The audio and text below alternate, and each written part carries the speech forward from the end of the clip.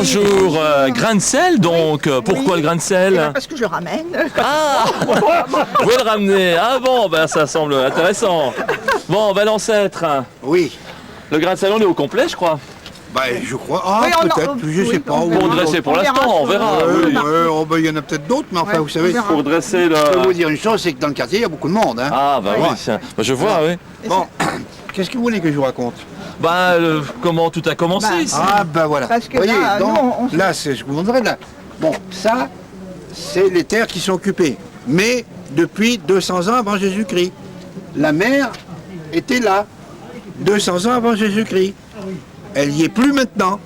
Parce que maintenant, bah, tout ça, c'est des marais, mais des marais où la terre est dure. Oui, mais on est où, Et dans nous, notre quoi? quartier, là, on est là. Ici, ça correspond à cette période-là. C'est-à-dire, ça, c'est la terre, et ça, c'est la mer. Mais Ici, vers nous nous. sommes ici. Ah, voilà, on est là, d'accord. Nous sommes ici. Vous avez plus bas la mer qui s'en allait jusqu'au village de Lalleux. Alors la mer, elle voyez, était blanche à l'époque, La c'est mer, ça? non, elle était blanche. C'est moi qui l'ai Enfin, fait blanche. voilà, oui, c'est ça. C'est pour qu'on Elle a comprenne. toujours, non, la mer a toujours été grise ici. Hein. Elle est rarement bleue. Ah, Oui. D'ailleurs, c'est la raison pour laquelle elle est grise, c'est précisément parce qu'il y avait de la vase dedans et cette vase s'est déposée. Voilà. Ce qui a donné les marées actuelles, tout simplement.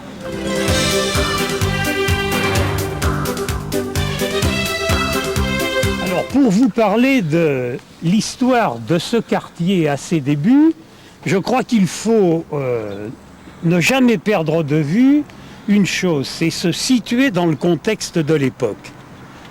C'est-à-dire que nous étions 5 années après la fin de la Deuxième Guerre mondiale.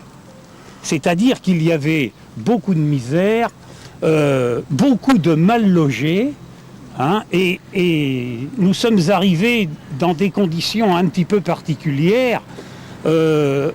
Ça a débuté, les premiers habitants de Portneuf, l'été 1950.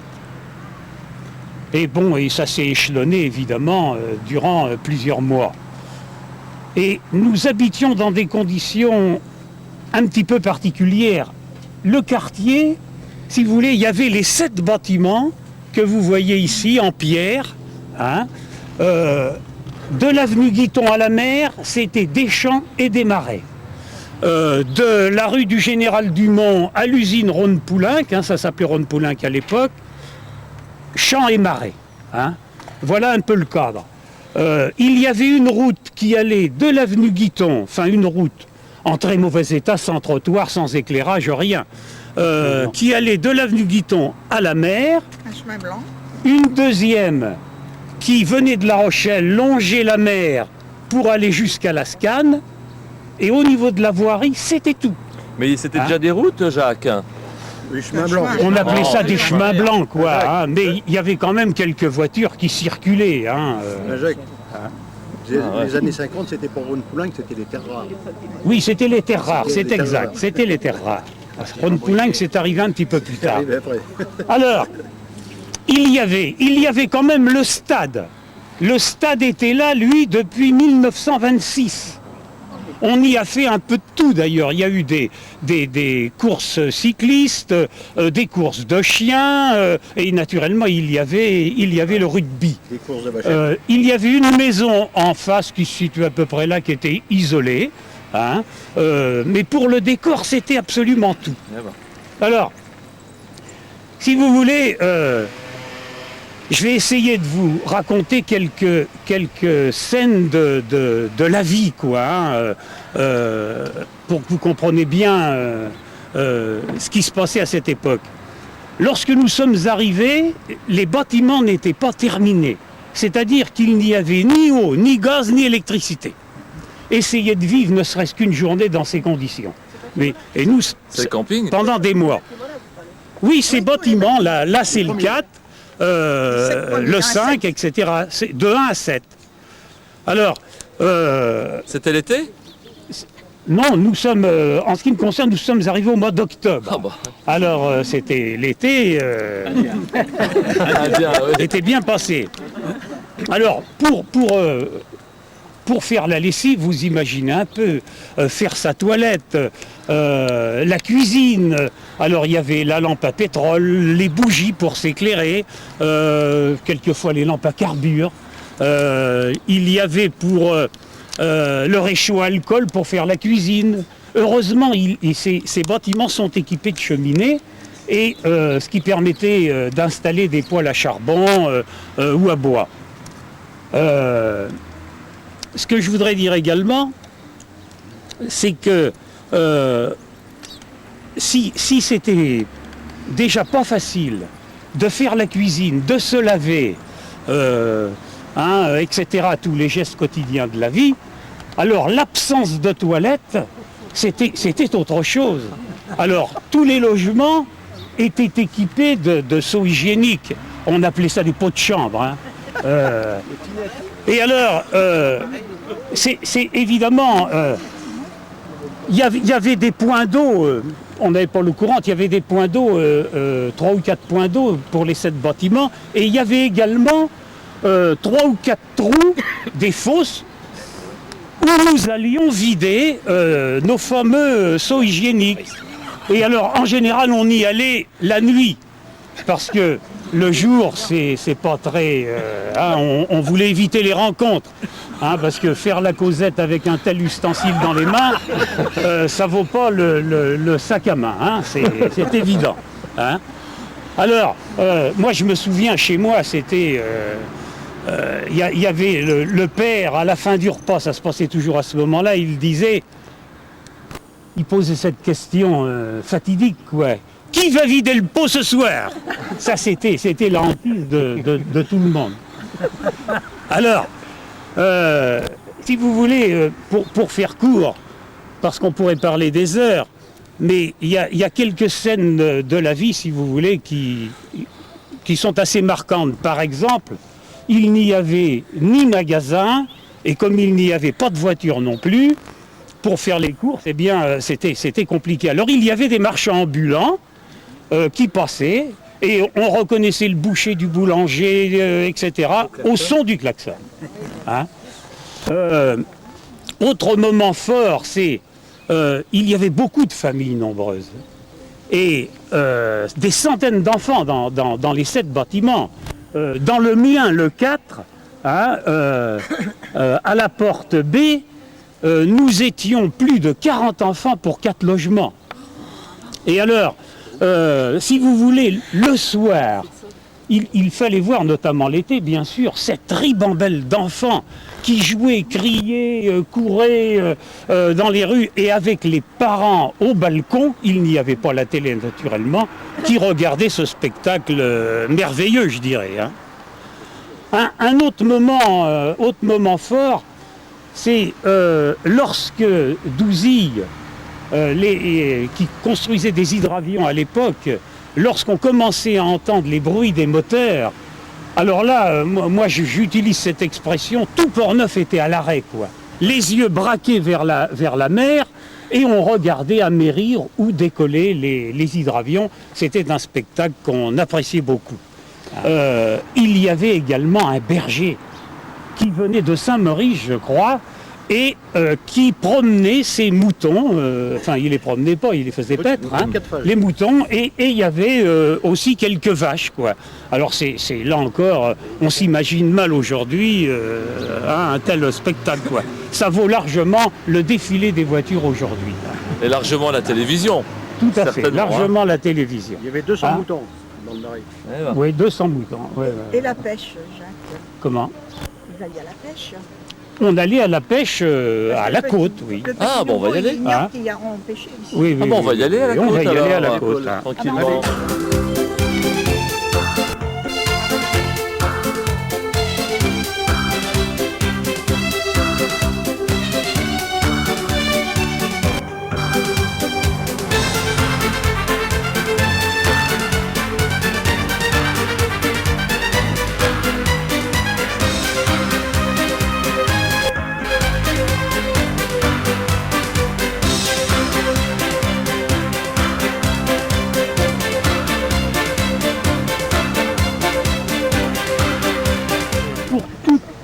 Marmont, il y avait naturellement une école.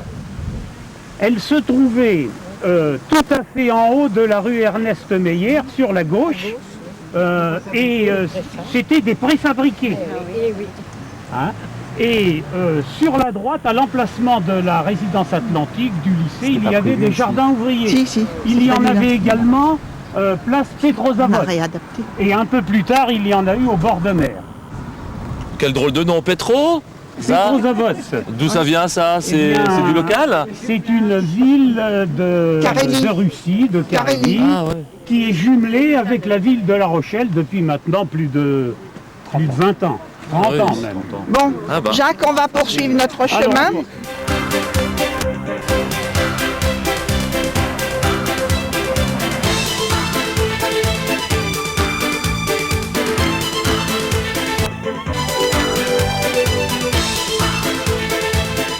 Non, mais on se baignait n'importe où, dans n'importe quelle condition. Ah, même pas sans sable aussi. Oui, sans sable, Ah, ça oui, ne tiens. faisait pas Parce peur. que moi j'ai lu qu'après la guerre, on se baignait à la Vierge.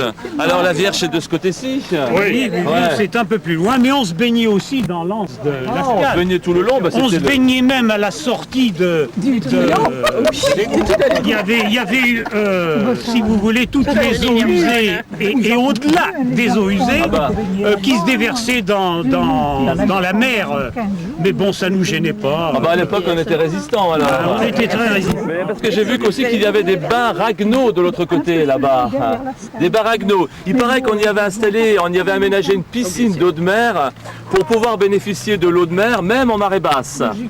Et puis je sais pas, mais plus loin encore, et ça c'est encore plus vieux au début du siècle, les bains Marie-Thérèse. Alors là c'était réservé à ces messieurs, à ces dames de la haute qui, paraît-il, se faisaient chauffer l'eau de mer dans des tubs, dans des baignoires de l'époque. Quel luxe, hein, Jacotte? Oui, ça. Alors moi, avec ce que j'entends maintenant, c'est bien de raconter l'histoire. Ouais, c'était du côté de la Vierge par là. Ah, la Vierge, elle a dû en voir des baigneurs et des baigneuses. Hein. Elle était prévue au départ pour porter secours, en tout cas pour veiller sur les marins. Hein. Oui, mais les baigneuses n'étaient pas habillées de la même façon. Ah, voilà, mais la Vierge, la pauvre. Mais d'ailleurs, il faut regarder, vous la voyez d'ici, elle fait pas son âge. Figurez-vous qu'elle a 130 ans l'année prochaine, en août. Et oui, c'est l'évêque de La Rochelle à l'époque, en 1874, monsieur Monseigneur Thomas, qui a voulu la faire ériger dans le jardin de sa résidence d'été, au chalet Richelieu. Ah tiens, Richelieu, encore un. C'est qu'en fait, Richelieu campait là, à Port-Neuf, au moment où on a construit la digue qui fermait tout le port, 1,5 km de long jusqu'à la baie des Minimes, jusqu'à la pointe des Minimes. D'ailleurs, on aurait dû même l'appeler la digue Clément, parce qu'en fait, c'était plutôt lui l'ingénieur. Hein. Enfin, voilà. Escartier, oui, mais il y a une belle vue d'ici. Hein. Je me demande si je vais pas une petite masure de ce côté-là me suffirait bien, non? Qu'en pensez-vous, Jacotte? Il y a tout ce qu'il faut. Il y a tout ce qu'il faut. Et dire que cette perspective, on a failli nous la masquer après-guerre. Une longue bâtisse jusque là-bas, paraît-il, qui aurait été construite sur pilotis à cheval sur le marais Vaugoin. Et même qui aurait empiété avec des pilotis, paraît-il, hein, sur l'estran. Ah ouais, pourtant l'homme était un génie dans son art, c'était Le Corbusier dont je parlais, bien sûr. Mais il n'a pas été compris. Ah oui, c'est le ministre de la Reconstruction et de l'Urbanisme à l'époque qui, paraît-il, l'avait nommé et l'avait fait plancher sur la reconstruction de la ville. La ville avait été déclarée ville sinistrée et il fallait faire dans l'urgence, comme Jacques le disait, des centaines de familles vivaient dans l'insalubrité, dans l'indécence, quoi, en fait, de ce côté-ci de la ville, il fallait faire vite. Alors, oui. Ce qu'il faut ajouter pour Le Corbusier, c'est qu'il avait un projet d'envergure. Mais oui, il avait un projet d'envergure. C'était la cité radieuse qu'il avait déjà exposée depuis les années 20. Hein. Avec la palisse. Oui, les années 20. 3 éléments primordiaux qu'il voulait préserver ici, dans Port-Neuf. La verdure, l'espace et le soleil. Alors là, on était bien servi. Hein. Mais bon, son projet, il est grand son projet. Et il veut préserver là, la partie historique, la partie d'art de la ville à l'est. Au nord, il veut construire des usines, des entreprises et les commerces. Et à l'ouest, vers la palisse, un port d'envergure qui concurrencerait Rotterdam et Anvers à l'époque. Et relier le port de la palisse aux villes européennes, hein, donc un grand centre de la palisse. Et au sud, les habitations pour loger tous les démunis de l'après-guerre, tournés vers la mer. Une ville sur pilotis, une ville verte, il disait. Hein. Alors le projet d'envergure, hein, c'est un génie, pour certains avant-gardiste, et par certains côtés, il est visionnaire. Hein. Mais son projet, qui pour certains est mirifique, pour d'autres il est utopique. Et il va déranger. Beaucoup de monde, beaucoup se trouvent dérangés. Ici même, les grands industriels de La Rochelle, mais aussi les architectes et les entrepreneurs de la région. La direction générale de l'urbanisme, les ports de Nantes, de Bordeaux qui se trouvent vite concurrencés et ont peur de cette menace grandissante. Mais même la mairie. Figurez-vous que la mairie est tiraillée entre le besoin de loger tous ces démunis et de résister à la pression des lobbies. Un tas de lobbies qui effectivement pressent. Alors, après 3 ans de tergiversation, après commission et rapport d'enquête, la décision est prise. En janvier 1948, on récuse le projet Le Corbusier. Et c'est l'architecte, comment s'appelle-t-il, Pierre Griset, dont le projet était plus adapté, plus pratique en fait, qui trouve voix au chapitre. Et voilà, c'est ce que Jacques nous disait, la première... Franck Lapère, directeur des HLM, qui dirige les opérations. Oui, donc la première tranche commence en 1948, avec la première cité commerciale du côté de l'ouest de la zone en 1949. Après, on aura une autre vague de construction, mais à la hâte cette fois-ci, hein, ce n'est pas de la pierre de taille cette fois-ci. Hein, dans les années 61 à 62, pour faire face à la vague des rapatriés qui venaient d'Algérie. Mais enfin... Le quartier, il a belle allure quand même. Une belle allée, non? C'est ainsi. C'est-à-dire qu'il n'y avait pas de plan d'urbanisme comme maintenant, quoi. Il y avait... on lui reprochait de ne pas avoir pris en considération le vent. Mais vous n'avez jamais de tempête par ici? Alors, si vous parlez de l'ouragan de 99, mais regardez ce que ça nous a valu.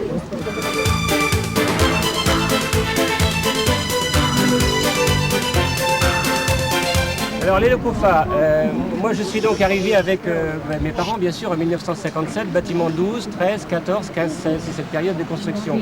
La deuxième tranche comme disait Jacques tout à l'heure. Et en cette période-là ont été construits les Locofa, logements pour famille. Alors ce qu'il faut dire, et Jacques parlait tout à l'heure du pot de chambre, moi je me souviens du chauffage de ces Locofa, c'était du gasoil qu'ils allaient chercher dans les caves, qu'ils montaient avec des bidons et ils se chauffaient comme cela. Et je me souviens également qu'on allait se faire couper les cheveux chez M. Romanteau, qui était le père du copain, dont les enfants jouent au football, il a été gardien de but. Et c'est toute cette période-là où on allait également jouer dans les marais de Vaugoin, qui étaient juste derrière, en période d'hiver. D'ailleurs, la glace était très épaisse, et on glissait un peu sur ces espèces de petits lacs du marais de Vaugoin. Et je me rappelle de Fémolan, un collègue de notre âge, qui était tombé et qu'on avait récupéré. On pêchait également les anguilles dans ce marais. Ah oui, c'est ce que nous disait. Mais il paraît que c'était devenu insalubre, ça m'a l'air tout beau tout ça. En toute honnêteté, à l'époque, on pêchait les anguilles, on allait même jusqu'à la Grenouillère où il y avait un grand lac, on vidait le lac, enfin les parents vidaient le lac pour récupérer les anguilles. Non mais les anguilles, je suis sûr qu'elles étaient salubres. Non mais les appartements, il paraît que c'était insalubre à un moment donné. Oui, les appartements n'avaient pratiquement pas d'isolation et c'était vraiment précaire. C'est ensuite que quand le village de vacances s'est créé, que les conditions de logement ont été revues et mises aux normes, quoi. Mais les familles vivaient vraiment dans des conditions très difficiles. Le seul avantage qu'ils avaient, et il a fallu négocier au moment du village de vacances, c'est de les reloger, c'est-à-dire les reloger sur Mireuil et dans d'autres appartements. L'avantage qu'ils avaient, pour des gens à faible revenu, c'est d'avoir la vue sur la mer. Et ça, c'était extraordinaire. Le premier bâtiment qu'on voit le plus près de la mer était celui où les gens, de leur balcon, le bâtiment n'était pas comme cela d'ailleurs, il était parallélépipédique et puis il n'y a pas cette forme-là, mais avait la vue sur la mer. Alors ça, on peut considérer cela comme un privilège, mais c'était extraordinaire de pouvoir se battre pour qu'ils puissent continuer à percevoir cet accès direct à la mer. Il faut dire que c'était une idée de M. Dubosc et qu'il a même eu un prix dans cette innovation de rendre ce qui était salubre en village de vacances. Voilà, en village de vacances. Et l'Office du tourisme a beaucoup à faire avec les groupes. C'est très précieux, M. Jean-Luc Lebourg me l'a rappelé. Oui, c'est parfait. Ça a l'air très belle allure en tout cas. Réunis les anciens de la SCAN. C'était un objectif parce qu'ils ne s'étaient pas vus depuis 1979. Et Jean-François Morisseau, président de Parole de Rochelet, je vous invite à lire le livre, vous pourrez le trouver à la maison de quartier sur les hydravions. Jacques a évoqué la beauté de ces hydravions dans la baie, parce que bon, c'est tout ce qu'ils avaient à l'époque.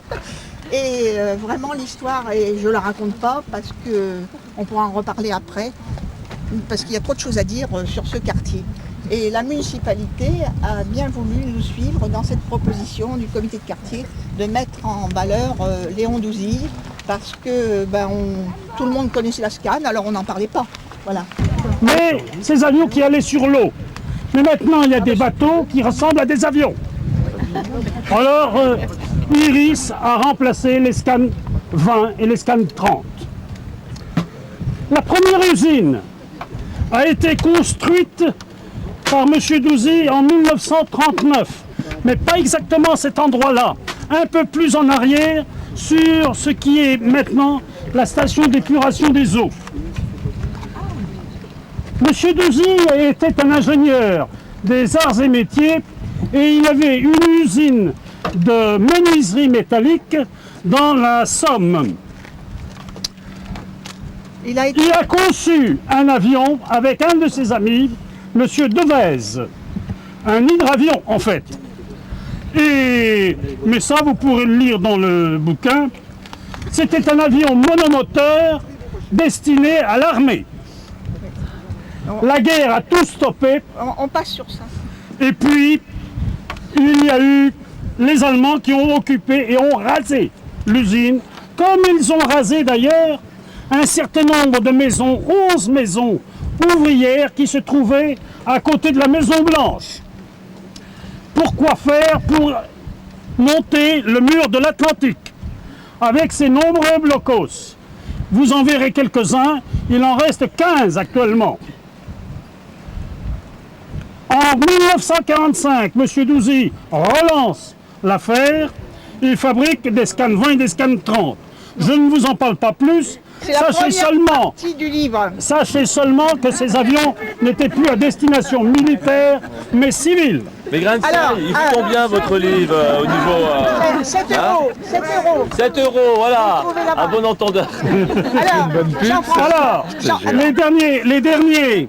Jean-François. Oui, les derniers hydravions ont été vendus aux enchères en 1954. Il en existe quelques-uns aux États-Unis et quelques-uns, un seul, à Paris, que nous pensions faire venir en 1998 pour le cinquantenaire du quartier. Nous avions trouvé le pilote, mais il nous manquait les finances. Bon, alors, la SCAN étant terminée, on revient au premier métier de la SCAN, qui était la menuiserie métallique.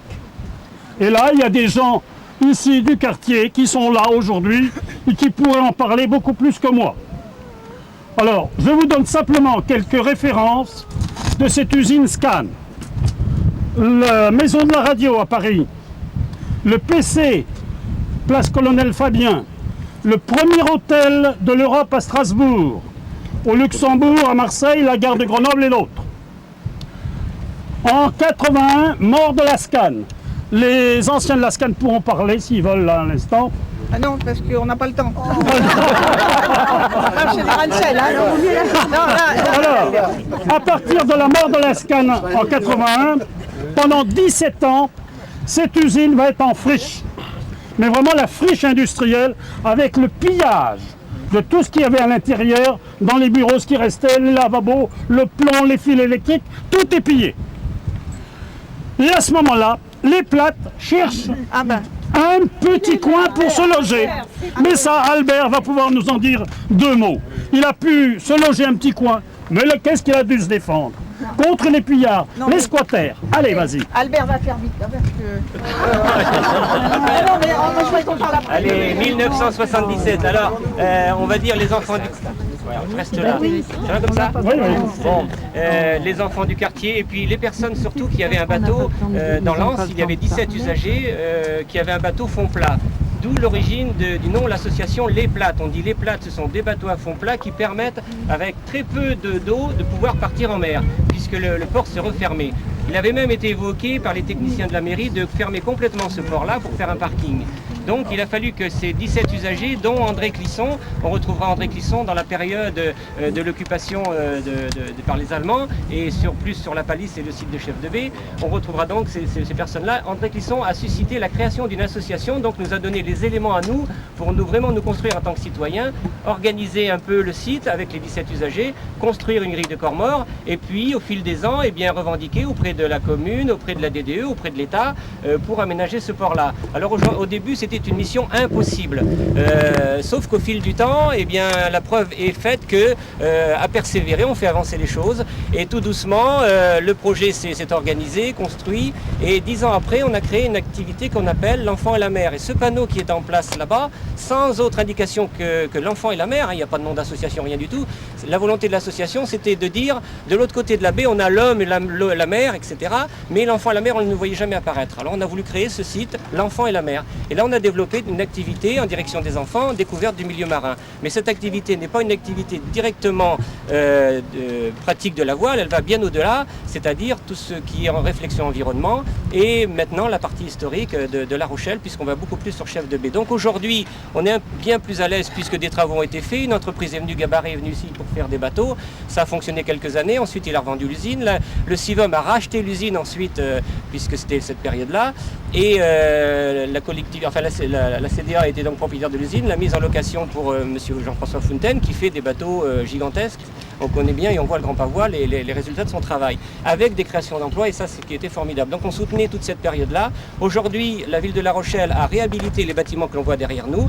Ces bâtiments nous permettent aujourd'hui de se retrouver avec d'autres associations à caractère nautique, et y compris aujourd'hui d'accueillir des amis qui préparent les festivités de l'Hermione en 2008, et qui viennent auprès de l'association, puisque l'association n'a pas vocation unique à découvrir le milieu marin, mais aussi accueillir les gens qui s'organisent et qui souhaitent, autour d'un projet, se construire. Donc ils sont là aujourd'hui, à l'opportunité, ils vont nous faire un petit roulement de tambour pour dire, voilà, nous aussi, on participe à la vie du quartier. Le hangar. Très bien. Et alors le hangar, la ville, le CIVOM ont donc, la CDA ont donc réhabilité ce hangar. Il y a une partie, il est complètement vide. La ville de La Rochelle a financé, et dans ce hangar-là, la partie gauche est réservée aux associations à caractère nautique, la partie droite est réservée à la régie du port des Minimes, qui elle gère maintenant la grille de corps mort de Lens, mais qui va faire du stockage à terre concernant les professionnels et les particuliers qui pourront donc voir leur bateau au sec, peut-être qu'avec quelques toiles d'araignée, mais pas agressés par les rayons ultraviolets sur un plan d'eau. Voilà, et quand ils voudront l'utiliser en période d'été, ils viendront le chercher, on leur mettra à l'eau, et puis, la régie leur mettra à l'eau, ils pratiqueront la baie. Voilà, j'en dirai pas plus. Là, ça l'amuse.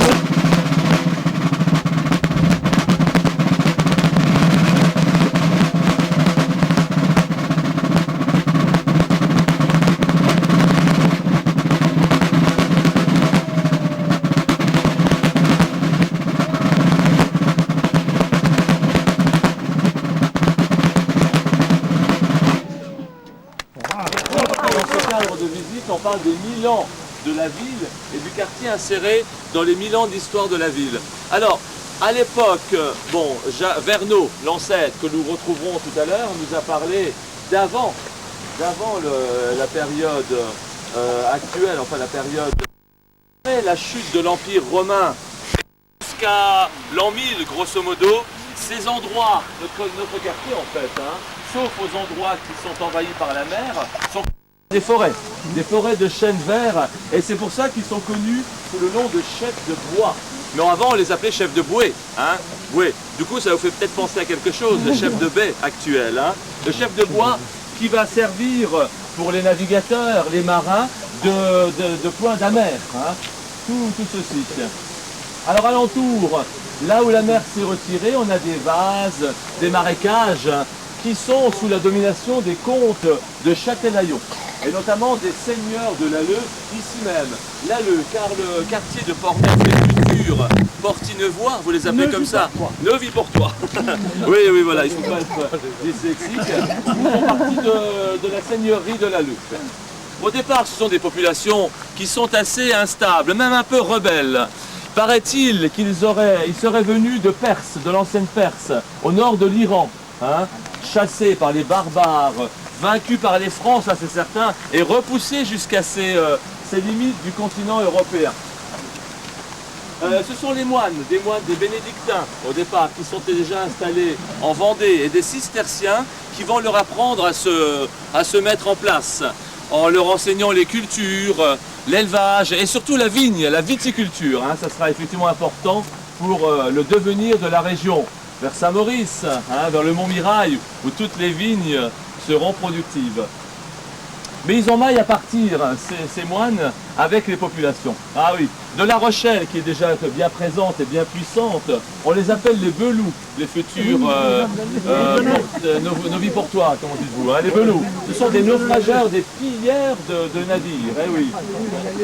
À Chef de baie, oui, parce qu'en fait, on allume des feux du côté de Chef de baie pour que les navires rochelais plein de victuailles ou plein de denrées arrivent et s'échouent. Et alors là, effectivement, nos Noviportois s'en donnent à cœur joie. Mais vous savez que du côté de La Rochelle, c'est la même chose. Il paraît même que le grand Saint-Louis est venu lui-même régler l'affaire en promulguant un édit qui met fin à la guéguerre entre les deux ports.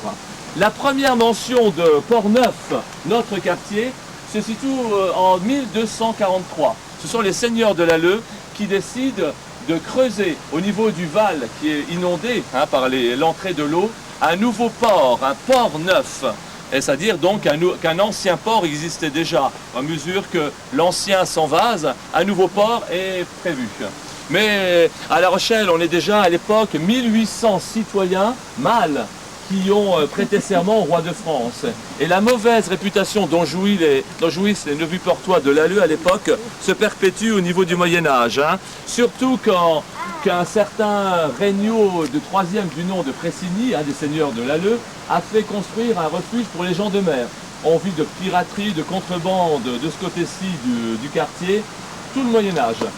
Et ces Noviportois seront, pendant la guerre de 100 ans, les acteurs, peut-être, en tout cas les témoins, des grandes batailles qui opposent la flotte française à la flotte anglaise, et notamment en 1372. Ça vous dit peut-être quelque chose pour les Rochelais. En 1372, lorsque le maire de la ville, Jean Chaudrier, boute les Anglais, en tout cas la garnison en place au château Vauclair, hors de la ville, ici même, les Noviportois sont aux premières loges. Une grosse bataille opposant les armées franco-espagnols alliés à l'époque à l'amiral Pembroke. Et ce sont les Français et les Espagnols qui triompheront, poussant hors du royaume les Anglais. Lors de La Rochelle, de la période protestante de La Rochelle, les Noviportois sont également aux premières loges. Et oui, on verra partir d'ici de Port-Neuf les prêtres bannis de l'oratoire de La Rochelle en destination de Brouage et par la suite du Québec. Bien plus tard, à la révocation de l'édit de Nantes en 1685, alors là, dans la clandestinité, ce sont les familles protestantes qui quittent La Rochelle pour rejoindre l'exil à l'étranger, en Europe, mais aussi dans les États-Unis d'Amérique. Mais de ce côté-ci, c'est surtout pendant les sièges successifs menés par les rois pour se défaire de La Rochelle protestante que les Noviportois vont souffrir. Souffrir car les privations, on réquisitionne les provisions, on réquisitionne les moulins, le moulin de Port-Neuf, qui appartiendra plus tard à Pierre Favreau, le célèbre architecte et tailleur de pierre. Vous le connaissez, il n'est pas d'ici, il n'est pas de Port-Neuf, mais c'est lui qui est, sous Henri IV, l'architecte de la belle galerie que nous avons à l'Échevinage, à l'hôtel de ville de La Rochelle. Il avait son moulin de ce côté-ci, du côté de la digue vers Port-Neuf. Alors, pendant les différents sièges, vous savez que La Rochelle a subi quelques sièges. En 1572, Charles IX a fait ériger le fort de Port-Neuf, qui devrait se situer de ce côté-là, mais on n'a jamais retrouvé la trace, ou peut-être de ce côté-là, je ne sais. En tout cas, il s'appelle le fort de Port-Neuf. Il faudrait revoir les cartes, et je n'y ai pas songé pour 1572. En 1622, c'est le deuxième siège. Il va être assez long, assez dur, et c'est le comte de Soissons, cette fois-ci, qui décide... le comte de Soissons, on s'y perd dans ces sièges, qui décide la construction du fort de la Motte, plus connu sous le nom de fort Louis. Vous savez, il est du côté de la digue cette fois-ci. Là, par contre, il va durer même jusqu'au grand siège, en 1627. Entre-temps, le seigneur Toiras, est-ce que ça vous dit quelque chose? On a un petit vin, le Toiras. C'est le futur gouverneur de l'île de Ré, à Saint-Martin. Lui a une idée merveilleuse. Il veut faire agrandir le port neuf. notre Port-Neuf pour y abriter la flotte royale. À La Rochelle, on a bien peur de tout ça. Ça ferait une grosse concurrence pour le Havre d'Aliénor et pour le commerce. On craint. Le corps de ville s'est réuni à La Rochelle. On refuse que les travaux continuent. 5 ans, 6 ans peut-être d'attente pour que les travaux reprennent sous l'égide du maréchal de Bassompierre pour justement abriter la flotte royale lors du grand siège. Alors vous connaissez la suite, tous ces forts et toutes ces redoutes qui entourent La Rochelle. Mais de ce côté-ci, on a le fort de Chef de Baie, la redoute de Port-Neuf et le fort de Tavannes, dans le prolongement de la digue, hein, pour protéger justement le nord de la digue. Et ben voilà, le siège, vous le savez. Hein, On arrive en 1700 après. On arrive en 1700, oui, parce qu'en fait, on est tout près de la redoute ici. Le grand siège, vous le savez, plein de victimes, hein, des morts et les campagnes ont souffert. Hein, les campagnes ont souffert ici, vous le dites, la réquisition. Donc il faudra plusieurs décennies pour que tous les quartiers de la ville, y compris La Rochelle, se remettent un peu de leurs blessures.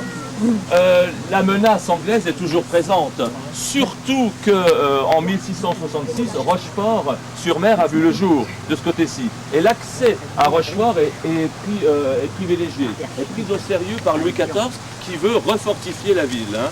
De ce côté-ci, on va donc refortifié de ce côté-ci avec une redoute. Hein. C'est en fait l'ingénieur Ferry qui au départ a fait construire une batterie du côté de Chef de Baie, une ancienne batterie, hein, en étant en 1700, je ne sais plus. 1708, ça c'est pour la redoute. Hein. C'est son successeur, c'est l'ingénieur Rousselot, qui sur le modèle des redoutes qui existent déjà dans le Roussillon, puisqu'il était déjà en place là-bas, fait construire celle-ci pour servir de protection en fait, hein, à la batterie. Mais vous le voyez, hein, elle est restée dans son état actuel. Il y a eu quelques modifications et quelques portes murées, hein, mais elle n'a pas de chemin couvert, elle n'a pas de fossé, elle n'a pas d'enceinte, et c'est là son point faible. On en reparlera. Enfin. Alors le petit nouveau, il a vraiment appris l'histoire. Il a appris l'histoire, oui. Vraiment. Mais par contre, il faut qu'on revienne à la période allemande. Ah, la période allemande, oui, parce que... on pourrait, comment dire... parce qu'on a été au blocos.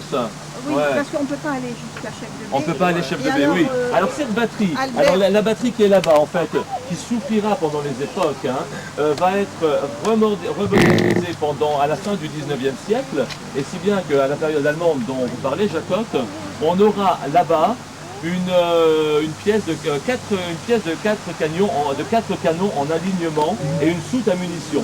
Hein. Donc le tout sera sabordé par les marins, bien sûr français, au moment où les forces d'occupation arrivent, et les Allemands, les nazis, vont pouvoir réimplanter une nouvelle batterie.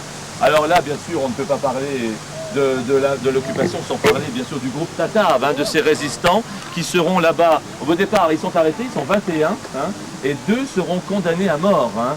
2 seront condamnés à mort. Il s'appelle Gustave Bureau. Il est né à Saint-Laurent-de-la-Prée. Et Émile Billon qui est de Fouras, lui.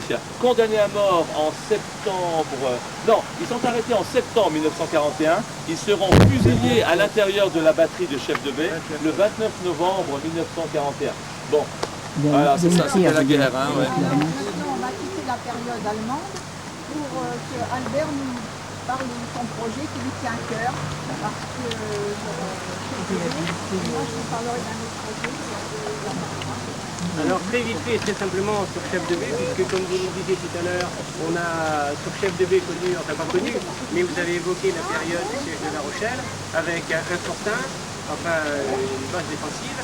Et ensuite, il y a donc eu la reconstruction de ce fortin en 1826, puisque c'est inscrit, on vient de retrouver cette semaine, sur le fortin. Parce qu'on se posait des questions, est-ce que c'était du style Vauban ou pas, Ferry ensuite, et en réalité, il a été revu et reconstruit, réaménagé en 1826, voilà.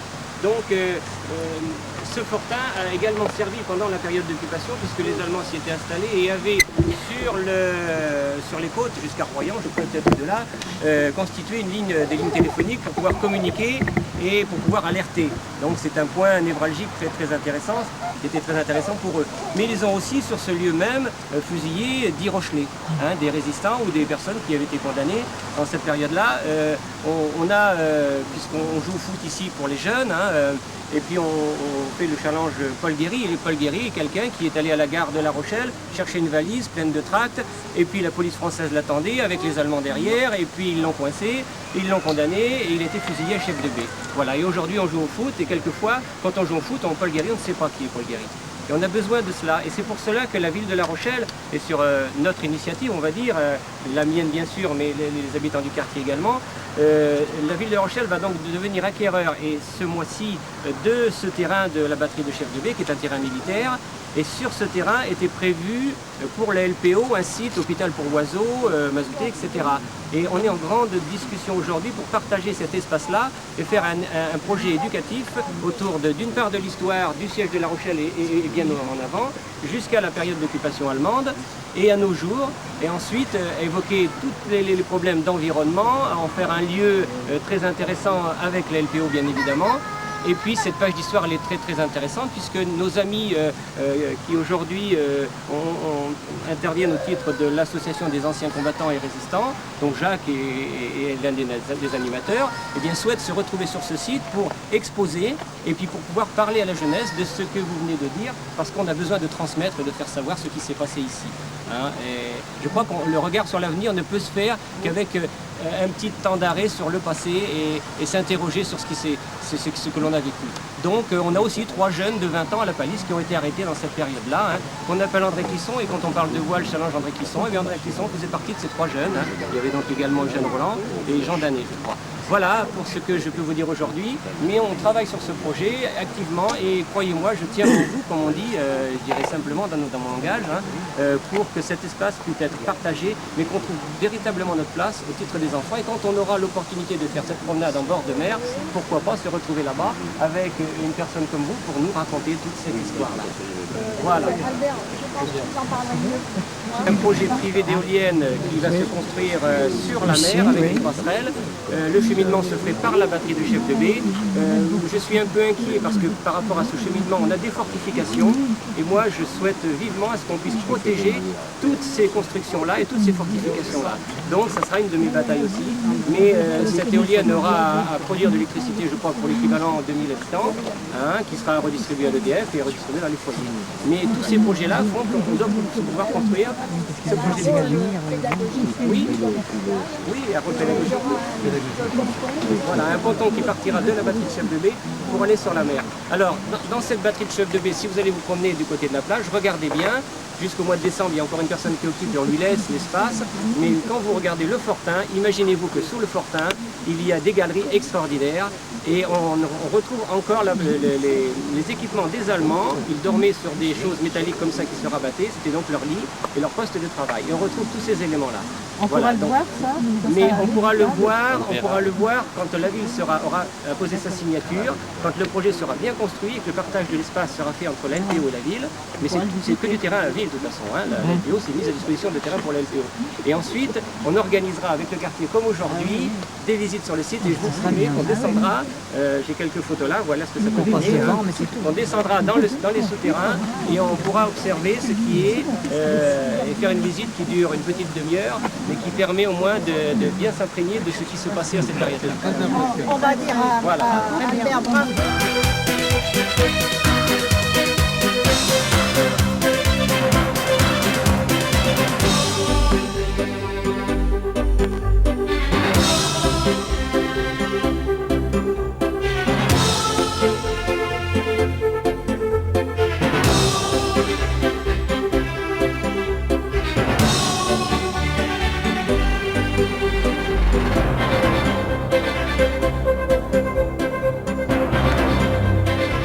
Principal, c'est le brûlage, le stockage et le brûlage des ordures.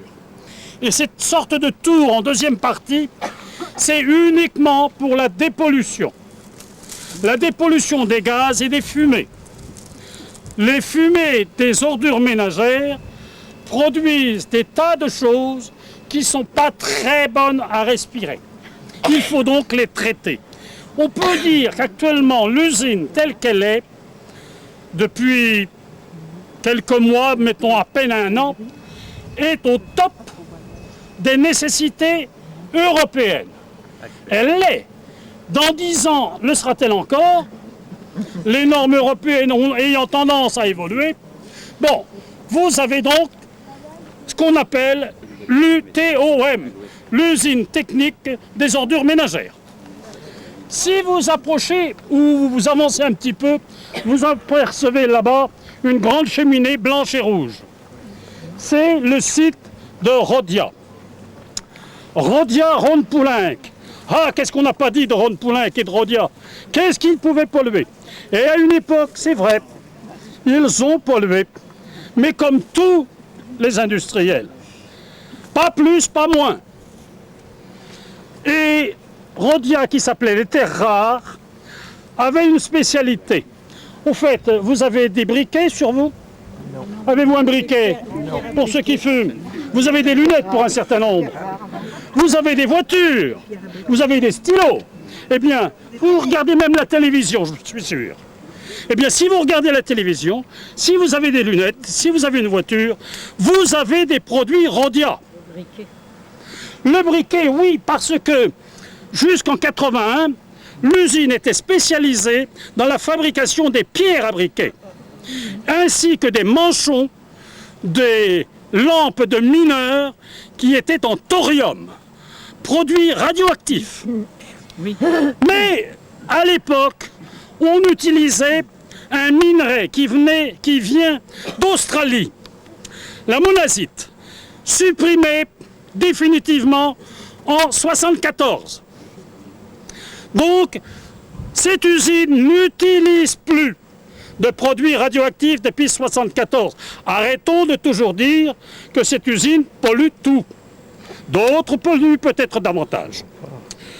Alors, cette usine fabrique actuellement à partir de 18 éléments.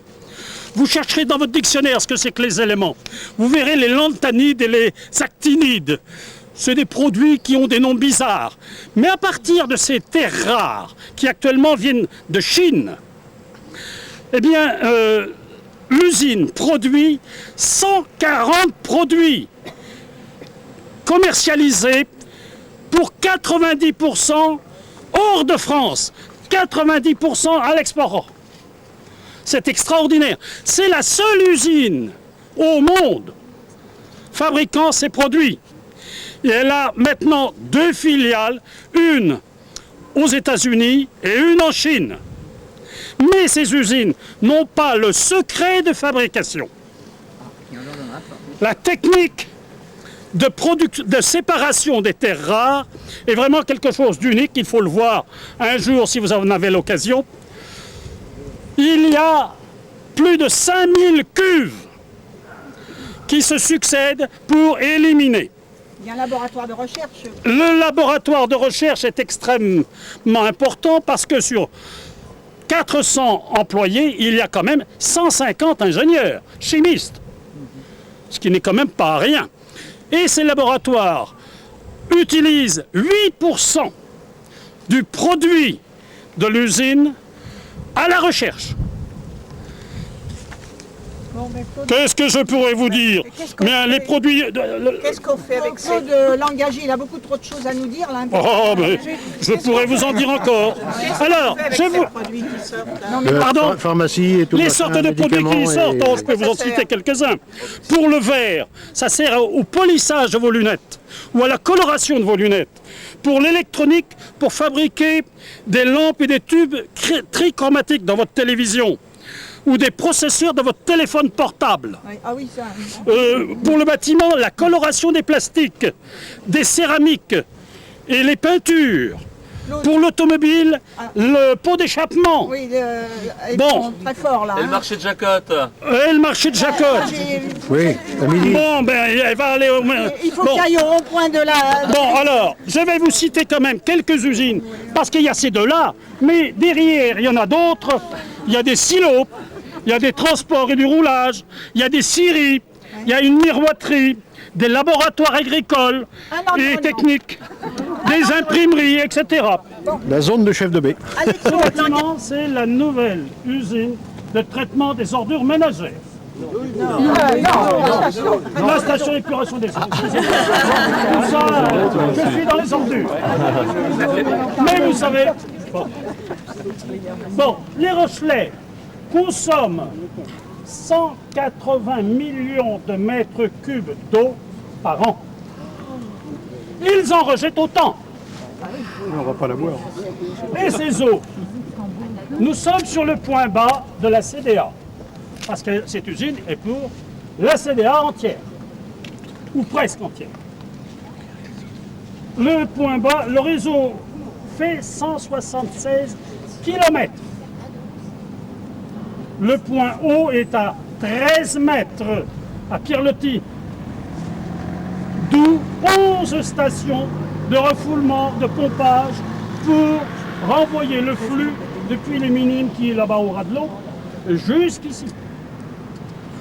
Le flux arrive putride, nauséabond, chargé de toutes sortes de déjections, de lessive, de nouilles et autres colombins.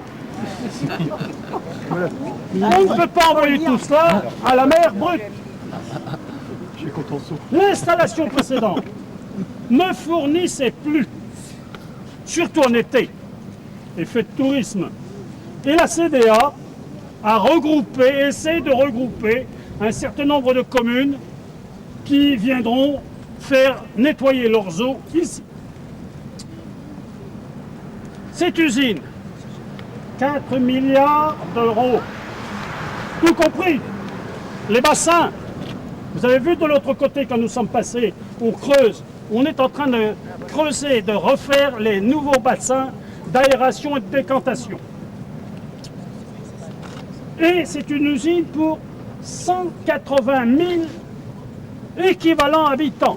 C'est-à-dire que, à l'objectif, dans 15 ans, à peu près, dans cet énorme bâtiment aveugle, ou presque, sous dépression, c'est-à-dire il n'y a pas d'air qui sort, l'air rentre, d'où on l'espère plus d'odeur sur le quartier.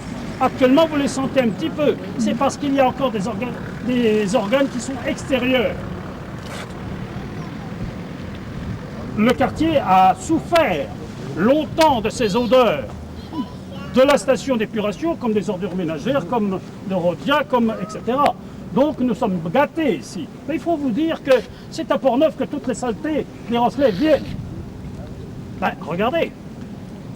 On a de l'air. Eh oui, heureusement qu'on a de l'air. Alors, Et la santé. le flux arrive au bout du bâtiment là-bas.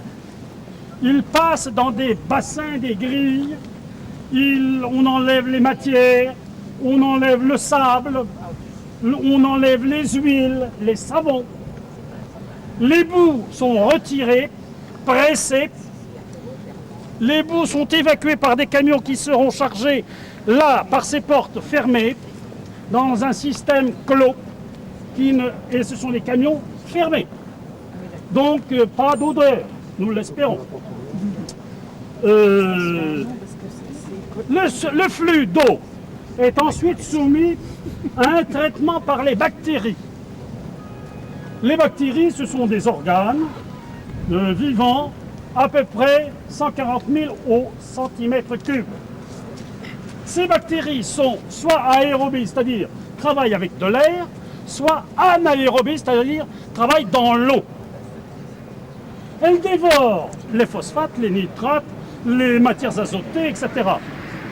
Et quand elles sont devenues bien grasses, ces bactéries, on les affame pour qu'elles puissent manger les phosphores. À ce moment-là, elles bouffent encore du phosphore et détruisent donc encore de la saleté dans l'eau. Les ingénieurs qui sont les bergers de ces vastes troupeaux, Les 200 moutons. dans différents bassins actuellement en construction, vous les avez vus, vont les guider pour épurer nos eaux. Ces eaux sont aussi traitées par des mouvements mécaniques, par des brassages, des chutes, des fluocations, des insufflations d'air, etc. Et le liquide, peu à peu, devient clair. C'est une eau inodore, belle à voir, mais pas à boire, pas encore. car elle contient encore des bacilles et des virus beaucoup plus résistants et qu'on va s'acharner à guillotiner avec une chaîne d'UV et un flux d'ozone avant de les renvoyer à la mer par un émissaire qui les rejettera assez loin sans les emmener tout à fait dans le courant.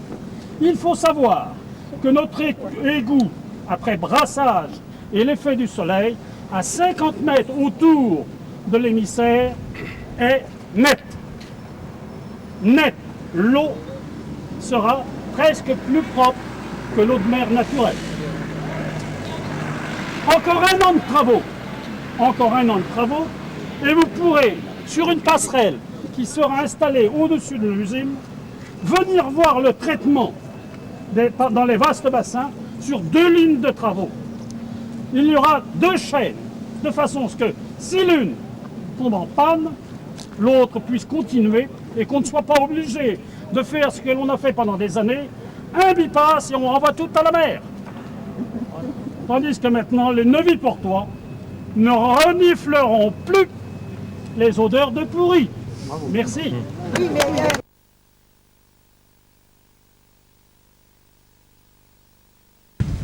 Nous avons à La Rochelle de plus en plus de surfaces bitumées. Des rues, on veut plus de chemin lent parce qu'on marche pas bien, on veut du bitume. On veut plus de place granitée, ça marche pas. Alors l'eau, elle coule et ruisselle. Il faut bien qu'elle aille quelque part. Alors, nous venons de voir l'usine de traitement des eaux usées, les égouts. Voilà ici où aboutissent les eaux de pluie par un réseau séparé qui vient dans le lac. La pluie lave nos rues et les places des résidus d'échappement, des traces d'huile, des feuilles. Elle lave nos trottoirs avec les crottes de chiens, nos papiers et nos mégots. Donc une eau pas très propre non plus. Cette eau doit être rejetée à la mer après un certain temps de décantation. Elle repose et elle repart à la mer par une vanne qui se trouve là-bas à l'extrémité. Une vanne qui marche avec la marée. Qui dit décantation dit boue. Et en 1998, on a sorti du lac 250 000 mètres cubes de boue. Oui. Et on les met où quand on les sort? Et on les a exportés là-bas dans des champs, je ne sais trop où, dans la campagne. Je ne sais trop où, moi non plus. Et oui. Cela vous explique pourquoi nous sommes très attentifs au camionnage de pulvérulents sur le port de la Palisse. Parce que tout ce qui est sur le port, ça revient là. Les grains qui encombrent et qui bouchent les égouts quand ils germent. Et les produits de démolition qui sèment des cailloux tout le long de leur route. Ce lac sert aussi d'entraînement et de compétition pour les modélistes de Portneuf. Maintenant, nous allons aller un peu plus loin, puis nous allons avoir quelqu'un qui va nous parler des marais salants. Je servais au tir à l'arc pour le village de vacances Lafayette. Et il n'y avait plus d'activité, donc ça tombait en décrépitude. Et on s'est posé la question de savoir qu'est-ce que l'on pouvait faire. Et l'adjoint Jacques Guélambourg au sport a souhaité que l'on puisse faire une réunion sur le terrain, ce que l'on a fait, et avec la maison de quartier. Et on se propose de réfléchir pour l'instant à un projet pour la petite enfance, c'est-à-dire une espèce de petit terrain d'aventure mais innovant. Pas des jeux posés là comme cela, innovants, pour que les parents puissent, ou grands-parents, et surtout les grands-parents, puissent, dans le cadre de leur promenade jusqu'à Chef de Baie, s'arrêter et puis bénéficier de quelques activités pour la petite enfance. C'est la tranche petite enfance-enfance. c'est formidable parce que moi j'avais demandé la réhabilitation des terrains de jeu à Portneuf. Alors au moins, c'est un début. Alors ça, c'est une réflexion. Alors pour l'instant, il n'y a que de l'entretien, c'est-à-dire on coupe l'herbe, la ville coupe l'herbe. Et ensuite, quand les éléments seront suffisamment avancés, on aura cette réflexion en municipalité et on verra vers quoi on s'oriente. Et pour également le skate, c'est un peu dans le même esprit, c'était le résultat d'une réflexion commune, et notamment au niveau avec le centre social et la maison de quartier, par rapport au problème des jeunes. On nous parlait souvent des jeunes, de l'activité d'activité, de rassemblement sur le place Île-de-France. Et c'est là qu'a germé l'idée de leur faire un espace, parce que c'est la mode des skates, c'est la mode des planches, c'est la mode de leur faire un espace pour eux, mais bien pour un petit truc, vraiment un espace normal, et donc qui a été mis ici, c'est-à-dire un petit peu quand même à l'écart des lieux du centre, et notamment fréquentés par les personnes âgées qui parfois avaient peur, soit d'être renversées, soit... Donc là aussi, c'est un plus, et qui a été le résultat d'une concertation et d'une réflexion commune, habitants, élus et associations. C'est formidable. Et alors, ce qu'il y a, c'est que si c'est bien fréquenté, que les règles sont respectées, que les parents sont responsables, eh ben, on pourra peut-être voir d'autres aménagements dans l'avenir, hein, parce que les tranches d'âge, hein, elles continuent. Vous savez, c'est un sport Batikop, et Batikop, je ne sais pas si vous le savez, mais tout simplement dire bâtir en coopérative. C'est une société qui s'est créée suite à l'exemple des castors. On a donc repris cette idée, mais dans un genre un peu différent, les castors vous en parleront. Et on a donc créé ces sociétés Batikop. Vous avez 4 squares Batikop à Port-Neuf, donc le square de Gascogne, le square de Berry, le square de Savoie et le square de Guyenne. Le square de Savoie et le square de M. Jean Benoît, qui avait donc qui a été président de la maison de quartier et du comité.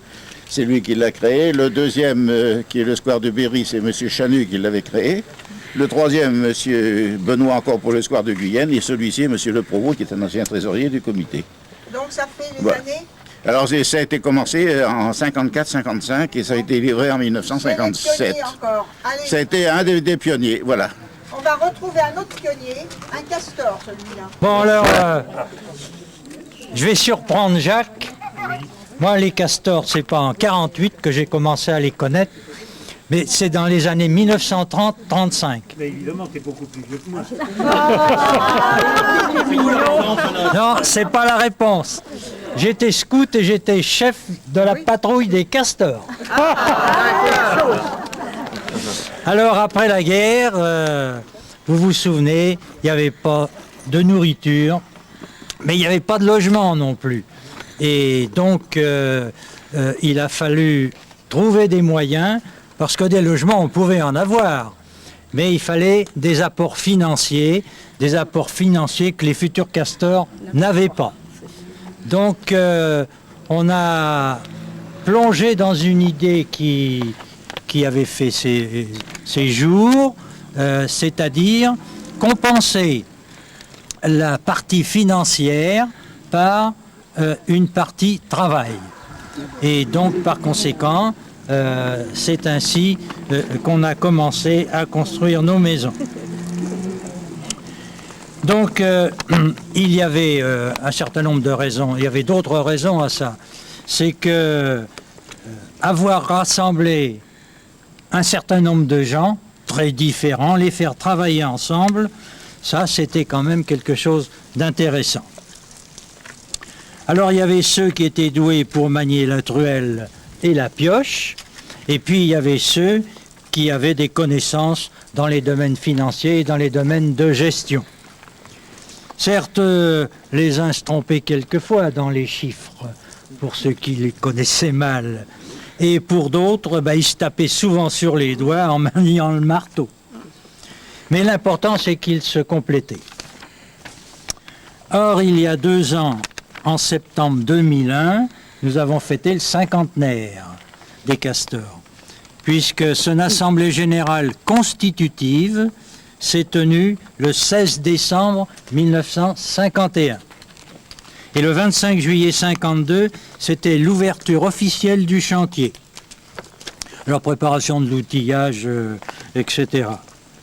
À ce sujet, précisons que les cailloux entrant dans la composition de ces bétons étaient déjà collectés ou cassés depuis 2 à 3 ans. Ce qui fait qu'on avait une petite montagne de cailloux relativement importante. Ensuite, comme date, nous avons 28 février 53, c'est le début des terrassements. Juillet 53, c'est l'obtention du permis de construire.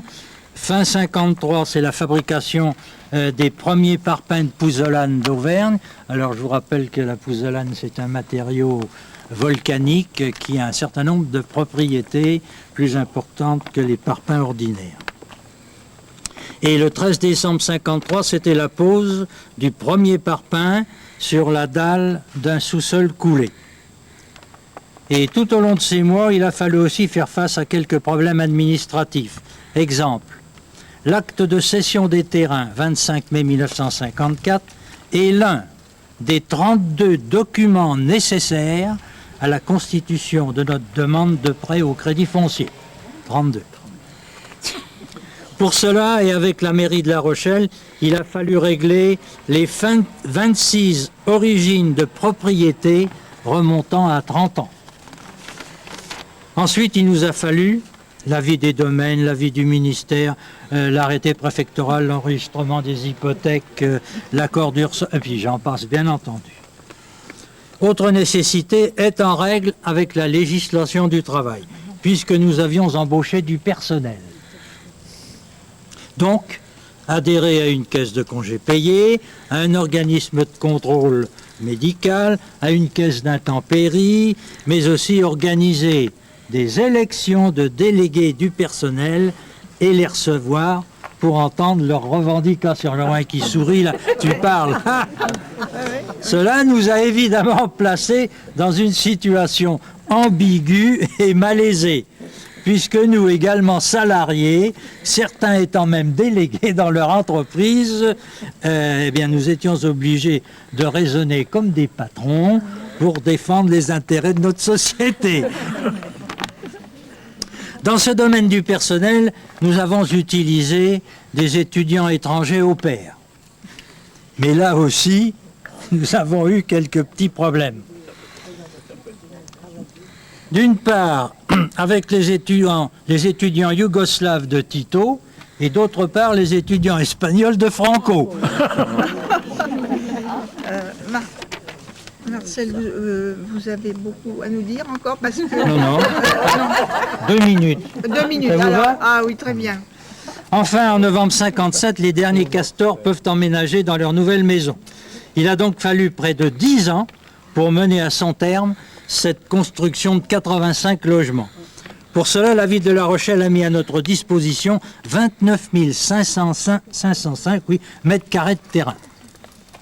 Et tout au long de ces 10 années, nous avons eu beaucoup d'appui quand même. Les collectivités, notamment la ville de La Rochelle, les administrations, les organismes sociaux, des entreprises, pour lesquelles je ne citerai qu'un exemple, celui des chantiers navals.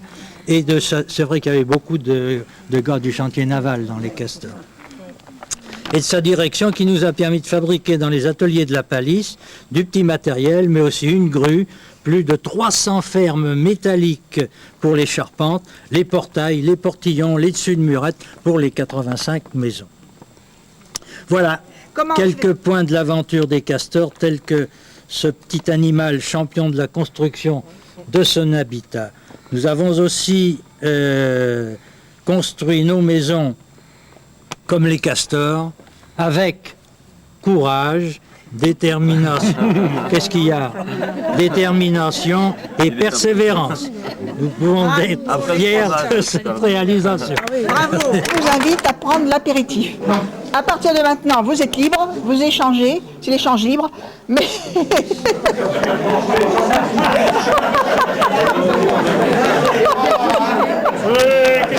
Jacqueline, vous prendre la parole au nom du comité de quartier de Saint-Maurice et au nom du secteur ouest, en quelque sorte. Vous savez qu'aujourd'hui, commencent les journées du patrimoine. Vous avez peut-être eu connaissance de cette petite plaquette distribuée par la ville de La Rochelle, où il y a tout un tas, toutes les animations de la ville qui sont représentées. Hein.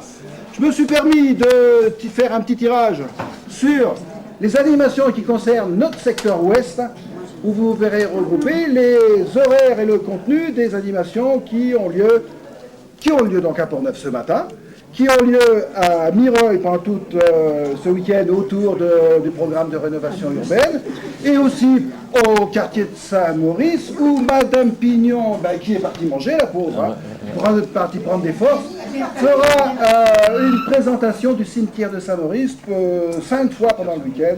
Hein. Donc je vous invite à vous servir dans ces petits paquets. Voilà. Je trouve que c'est une bonne transition parce qu'en fait, moi qui connais un petit peu maintenant mieux les quartiers qui viennent des vignes jusqu'au Pacage et jusqu'ici au Marais, eh ben, mon cœur balance. Je ne sais plus où trouver un logis du coup maintenant. Voilà. Et puis donc, merci Jacotte pour toutes ces belles choses préparées. C'est moi qui remercie tous nos Didier et puis Claude, Verneau l'ancien, qui nous reparlera du sel pendant qu'effectivement on va lever un toast. Claude l'engagé. Claude l'engagé. Et Jacques. Alors, et Jacques le pionnier. Actuellement, c'est le barrage Poitevin qui est comblé. Il est comblé toute la fois par le sédiment marin, c'est-à-dire par la base, et également par tout ce qui est arrivé de la Sèvre, et peut-être même, paraît-il, de la Loire et de la Charente, et de la Gironde. Des scientifiques ont démontré que une fois que ça a été comblé, ça a été quand même réutilisé, c'est-à-dire que c'est démarré avec l'eau. La même chose qu'ici. Vous voyez, toute cette zone-là, qui correspond à la même période, au fur et à mesure où ça a commencé à se combler comme ici, là, vous avez la mer, ça a commencé à se combler apparemment entre le 4e, 5e siècle jusqu'à aujourd'hui. Ça continue. La baie de l'Aiguillon, elle continue à s'avancer. C'est un mouvement continu qui ira jusqu'au moment où tout ça sera complètement fermé. Bon. À cette époque-là, il y avait une exploitation faite par les Celtes. Les Gaulois, je ne parle pas de Gaulois, pour une raison simple, c'est ce que j'ai dit tout à l'heure. L'histoire des Gaulois, c'est une invention de César. Les Gaulois n'ont jamais existé, c'était les Celtes. Il faut bien se mettre ça dans la tête. Hein. Je dirais pourquoi tout à l'heure. Bon. Ces zones-là ont été occupées comme partout celle-ci, ont été occupées par un petit artisanat qu'on appelle l'artisanat du sel. C'était des petits éléments ponctuels dont les surfaces étaient variables, sauf quelques-unes qui ont une allure industrielle. Il y en a deux qu'on connaît ici au nord, c'est à Andilly et à Sérigny, où ça représente certainement plusieurs milliers de tonnes de sel récolté. Vous voyez, je dis bien plusieurs milliers de tonnes. Et croyez bien que je suis certainement en dessous de vérité. Par ailleurs, tous les autres sites, c'était des sites beaucoup plus petits, où on récoltait entre 100 et 200 kg de sel, qui correspondait à la nécessité d'une petite communauté, soit une ferme, soit peut-être un petit vicus, c'est-à-dire un regroupement de plusieurs maisons, parce que ces gens-là pratiquaient la culture, ils pratiquaient l'élevage, ils traitaient les pains, ils traitaient les pots de sel, ils traitaient l'ensilage, ils faisaient de l'ensilage déjà pour les bétails pour l'hiver, donc ils avaient besoin de cette crise.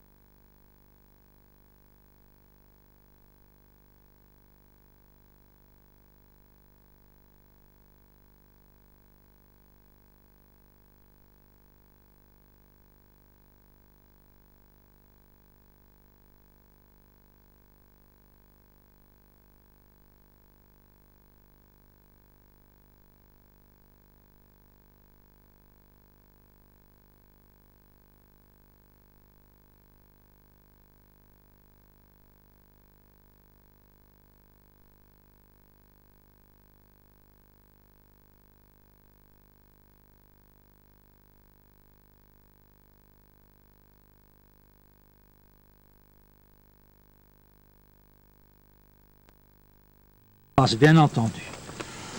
Autre nécessité, être en règle avec la législation du travail, puisque nous avions embauché du personnel.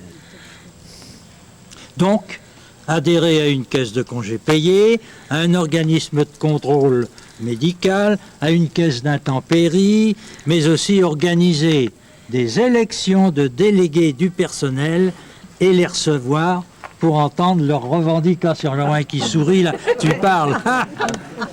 Cela nous a évidemment placés dans une situation ambiguë et malaisée, puisque nous également salariés, certains étant même délégués dans leur entreprise, eh bien nous étions obligés de raisonner comme des patrons pour défendre les intérêts de notre société. Dans ce domaine du personnel, nous avons utilisé des étudiants étrangers au pair. Mais là aussi, nous avons eu quelques petits problèmes. D'une part, avec les étudiants yougoslaves de Tito, et d'autre part, les étudiants espagnols de Franco. Marcel, vous avez beaucoup à nous dire encore parce que... Non. 2 minutes. 2 minutes, Ça vous alors. va ? Ah oui, très bien. Enfin, en novembre 57, les derniers castors peuvent emménager dans leur nouvelle maison. Il a donc fallu près de 10 ans pour mener à son terme cette construction de 85 logements. Pour cela, la ville de La Rochelle a mis à notre disposition 29 505 mètres carrés de terrain. Et tout au long de ces 10 années, nous avons eu beaucoup d'appui quand même. Les collectivités, notamment la ville de La Rochelle, les administrations, les organismes sociaux, des entreprises, pour lesquelles je ne citerai qu'un exemple, celui des chantiers navals. Et c'est vrai qu'il y avait beaucoup de gars du chantier naval dans les castors. Et de sa direction qui nous a permis de fabriquer dans les ateliers de la Palisse du petit matériel, mais aussi une grue, plus de 300 fermes métalliques pour les charpentes, les portails, les portillons, les dessus de murettes pour les 85 maisons. Voilà quelques points de l'aventure des castors, tels que ce petit animal champion de la construction de son habitat. Nous avons aussi construit nos maisons comme les castors, avec courage, détermination. Qu'est-ce qu'il y a? Détermination et persévérance. Nous pouvons être fiers de cette réalisation. Bravo. Alors, moi, je voudrais vous poser une question. Ah oui? Comment on fait avec les 35 heures? Ah, mais à l'époque, il n'y avait pas les 35 heures. Bon. Non, on avait tant d'heures à fournir. 20 heures par mois. 20 heures par mois, plus les... Oui, c'est ça, là. Derrière aussi, 85. À prendre l'apéritif. Et puis vous échangez. Et là, voilà. Ah, on n'a pas entendu Jacotte le grain de sel. Alors je vous invite à prendre l'apéritif. À partir de maintenant, vous êtes libre, vous échangez, c'est l'échange libre, mais...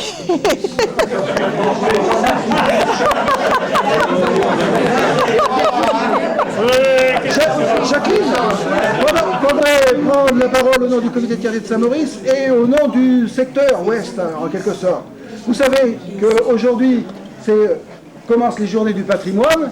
Vous avez peut-être eu connaissance de cette petite plaquette distribuée par la ville de La Rochelle, où il y a tout un tas, toutes les animations de la ville qui sont représentées. Hein. Je me suis permis de faire un petit tirage sur les animations qui concernent notre secteur ouest, où vous verrez regrouper les horaires et le contenu des animations qui ont lieu donc à Port-Neuf ce matin, qui ont lieu à Mireuil pendant tout ce week-end autour du programme de rénovation urbaine, et aussi au quartier de Saint-Maurice, où Madame Pignon, qui est partie manger, la pauvre, partie prendre des forces, fera une présentation du cimetière de Saint-Maurice 5 fois pendant le week-end. Hein. Donc je vous invite à vous servir dans ces petits paquets. Voilà. Je trouve que c'est une bonne transition parce qu'en fait, moi qui connais un petit peu maintenant mieux les quartiers qui viennent des vignes jusqu'au Pacage et jusqu'ici au Marais, mon cœur balance. Je ne sais plus où trouver un logis du coup maintenant. Voilà. Et puis donc merci Jacotte pour toutes ces belles choses préparées. C'est moi qui remercie tous nos Didier et puis Claude, Verneau l'Ancien, qui nous reparlera du sel pendant qu'on effectivement on va lever un toast. Claude Langagé. Claude Langagé. Et Jacques. Alors, Et Jacques, le pionnier. Il est là, il est là. Il est là, il est là. Cherche pas trop loin, il est là. Il se cache comme la violette. Voilà, allez, on va donc proposer. Approchez, approchez.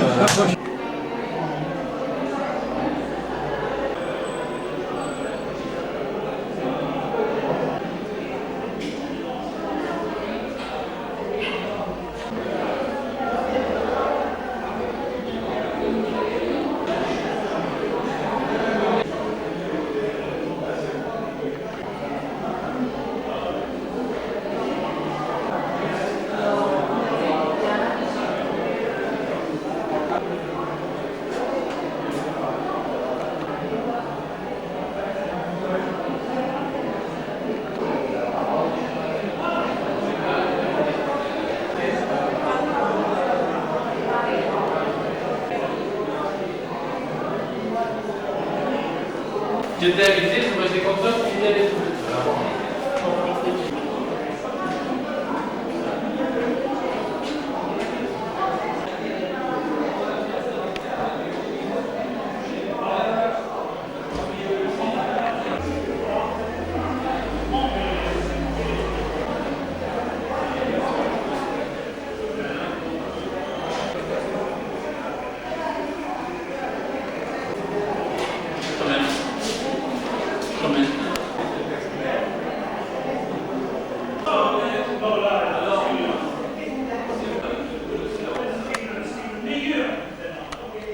ans, 2200 ans avant aujourd'hui. Autrement dit, tout ça, c'est la mer. Actuellement, c'est le baril Poitevin qui est comblé. Il est comblé de toute la fois par le sédiment marin, c'est-à-dire par la vase, et également par tout ce qui est arrivé de la Sèvre, et peut-être même, paraît-il, de la Loire et de la Gironde. Des scientifiques ont démontré que une fois que ça a été comblé, ça a été quand même réutilisé, c'est-à-dire que c'est démarré avec l'eau. La même chose qu'ici. Vous voyez, toute cette zone-là, qui correspond à la même période, au fur et à mesure où ça a commencé à se combler comme ici, là, vous avez la mer, ça a commencé à se combler apparemment entre le 4e, 5e siècle jusqu'à aujourd'hui. Ça continue. La baie de l'Aiguillon, elle continue à s'avancer. C'est un mouvement continu qui ira jusqu'au moment où tout ça, ça sera complètement fermé. Bon. À cette époque-là, il y avait une exploitation faite par les Celtes. Les Gaulois, je ne parle pas de Gaulois, pour une raison simple, c'est ce que j'ai dit tout à l'heure. L'histoire des Gaulois, c'est une invention de César. Les Gaulois n'ont jamais existé, c'était les Celtes. Il faut bien se mettre ça dans la tête. Hein. Je dirais pourquoi tout à l'heure. Bon. Ces zones-là ont été occupées comme partout celle-ci. Ont été occupées par un petit artisanat qu'on appelle l'artisanat du sel. C'était des petits éléments ponctuels dont les surfaces étaient variables, sauf quelques-unes qui ont une allure industrielle. Il y en a deux qu'on connaît ici au nord, c'est à Andilly et à Sérigny, où ça représente certainement plusieurs milliers de tonnes de sel récolté. Vous voyez, je dis bien plusieurs milliers de tonnes. Et croyez bien que je suis certainement en toute vérité.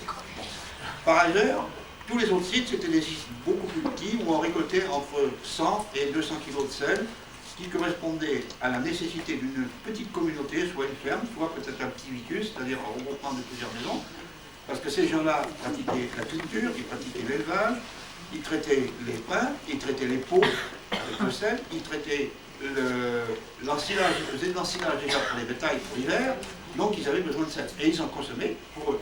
Peut-être pas pour le manger, je vous dirai pourquoi. Ils le consommaient pour faire des salaisons. Il ne faut pas oublier que tous les gens de notre région à l'époque romaine, même avant l'époque romaine, étaient renommés pour leur charcuterie et leur salaison. Leurs salaisons sont trouvées jusqu'en Palestine, hein, y compris leur sel également. Bon, alors, ces sites ont été exploités, au moins les historiens affirment qu'il a été exploité jusqu'au début de la présence romaine, c'est-à-dire de la fin de la dépendance gauloise. Ce que moi je mets en doute, parce qu'on a quand même pas mal d'endroits où on a fouillé des villages gallo-romaines sur le bord du littoral, où on retrouve à côté du matériel de citadelle. Donc, par contre, on ne peut pas établir la relation entre les deux, tout simplement parce qu'il faudrait trouver dans la ville romaine du matériel de citadelle, qui n'a pas été le cas jusqu'alors. Enfin, pas d'accord. Au fur et à mesure où le marais s'est comblé, l'île, peu à peu, jusqu'à partir du XIIIe siècle, 13e, 14e siècle, il y a eu une autre utilisation, toujours liée au rapport au sel, mais d'une manière tout à fait différente. Ce sont les salines. Or, il faut vous dire une chose, c'est que les salines telles qu'on les connaît aujourd'hui, les Romains les connaissaient 3 siècles avant Jésus-Christ chez eux, au sud de Naples et au sud de Pompéi. Tout ça, ils avaient des salines. Ce qui fait dire aux historiens que vraisemblablement, quand l'administration romaine s'est implantée en Gaule, la première des conséquences a été l'interdiction de la récolte du sel à la méthode gauloise, tout simplement pour vendre leur sel, mais peut-être aussi pour autre chose. Parce que la méthode gauloise consistait à chauffer une saumure faite avec de l'eau mer, c'est-à-dire qu'on aménageait au bord de la côte un système de façon que la mer, à chaque camp de marée, amenait de l'eau avec du sel. Entre-temps, il y avait une évaporation, ce qui fait qu'on arrivait à une concentration de sodium. En plein été, on faisait des petits récipients dans lesquels on mettait cette saumure, on faisait du calcium, ça s'évaporait et on avait plein de sel. Or, il faut vous dire une chose, le sel naturel se cristallise à 21 degrés. Les salines, c'est la température héliotique, la température du soleil, 21 degrés, le ciel se cristallise. 23 degrés, c'est le maximum. À partir de 26, 27 degrés, il y a un autre phénomène. Vous avez un surenrichissement en magnésium. Plus vous augmentez la chaleur, plus vous avez de magnésium. Le sodium n'augmente pas, c'est le magnésium qui augmente. Or, le magnésium, si vous le consommez en très grande quantité, vous allez vous retrouver au boulevard des hémorragies. Ah, quand même. Et oui, tout simplement parce qu'il va vous provoquer des hémorragies internes. C'est-à-dire, il faut vous dire une chose, c'est qu'à l'époque romaine, à l'époque gauloise, les petits récipients dans lesquels on mettait la saumure étaient chauffés, ça bouillait. C'est pour ça qu'on les appelait des bouilleurs de sel. Ça bouillait et ça débordait, donc des températures supérieures à 100 degrés. Donc inutile de vous dire qu'à cette densité-là, le magnésium, il devait y en avoir pas mal. Ce qui fait que les Gaulois en avaient certainement fait l'expérience, ils ne le consommaient pas pour eux, ce qui ne n'empêchait pas de le vendre. Ça pourrait dire aux gens qui le vendaient, qu'il ne fallait pas le manger. Voilà. Et c'est peut-être une autre raison pour lesquelles les Romains ont interdit la fabrication du sel. Ça a quand même perduré. Je vous dirais que ça a perduré dans certains endroits au moins